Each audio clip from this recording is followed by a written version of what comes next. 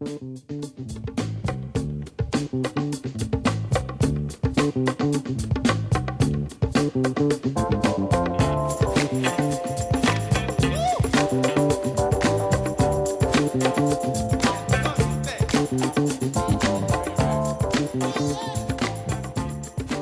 welcome into the special presentation of Coach's Corner. I'm Bryan Montgomery, joined today by third-year head coach Jim Driggs of the men's basketball team. Coach, thank you so much for joining us today. Bryan, thanks for having me.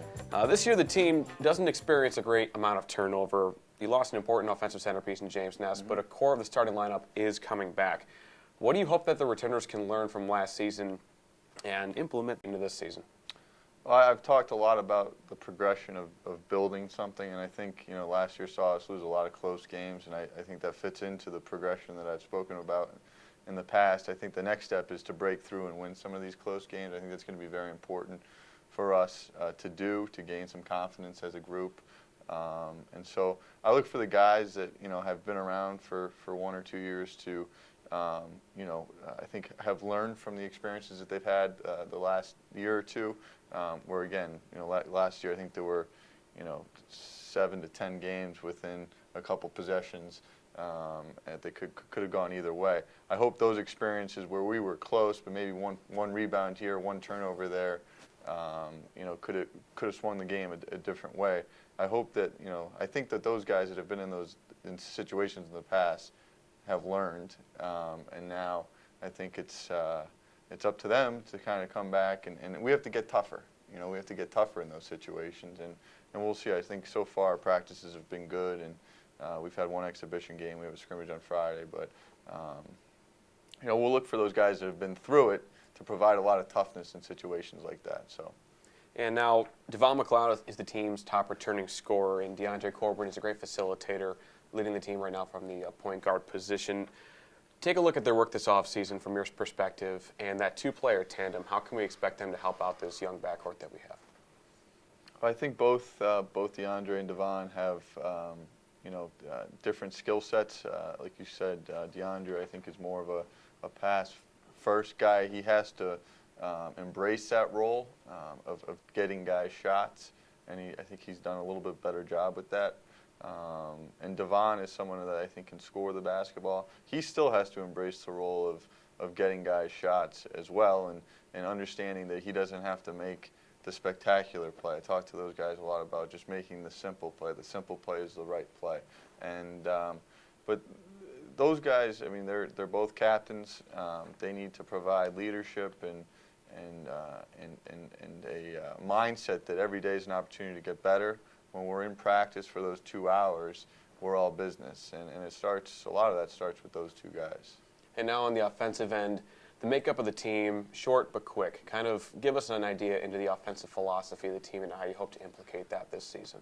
Well, my first 2 years, we played, tried to play through the post, low post, high post, with obviously with James Ness, who has graduated, and losing James, we don't necessarily have a back to the basket guy who can score from what we call prime time, from the block area.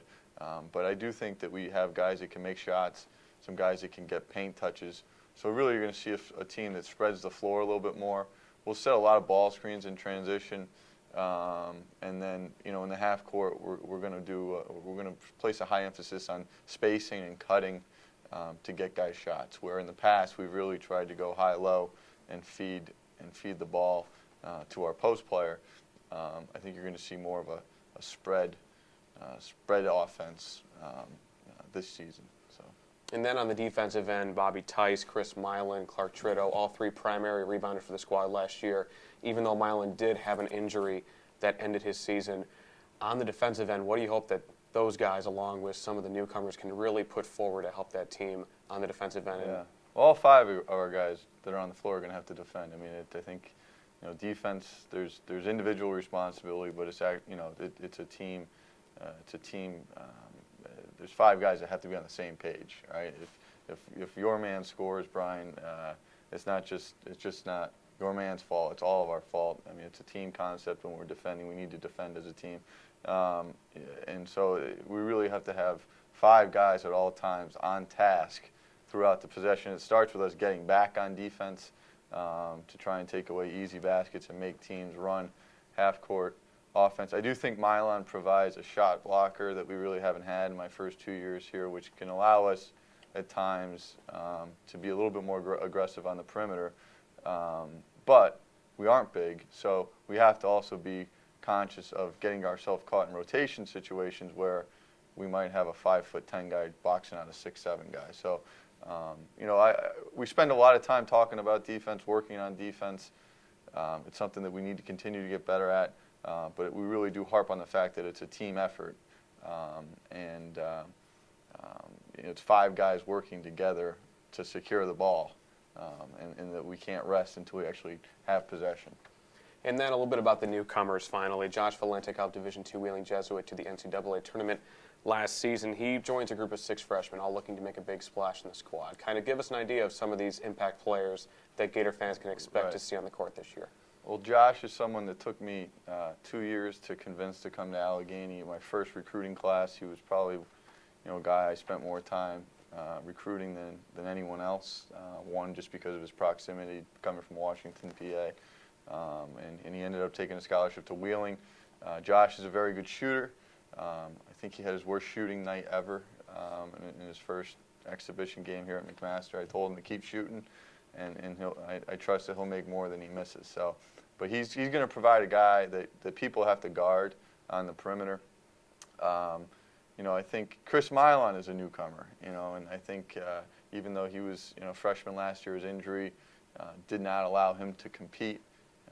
He missed the whole season because of an Achilles injury. So he hasn't competed and had to go through the grind of a college basketball season.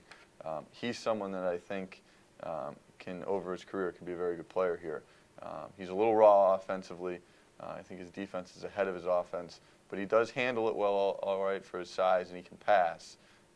So those 2 guys are going to provide instant, I think, help.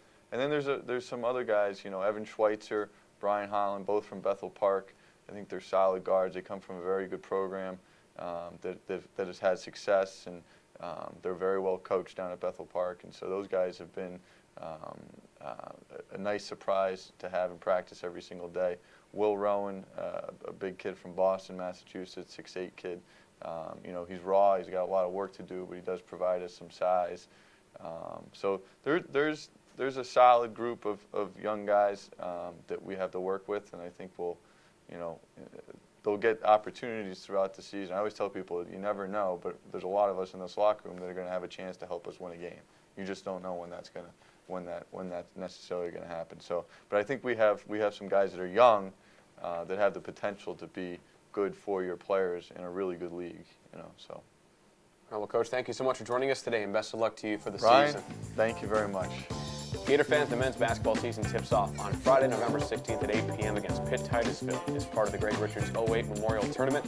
You can watch the game live or listen to it on www.gatorstv.com. And of course, be sure to keep it locked in to AlleghenyGators.com for all of your up-to-date Gators info.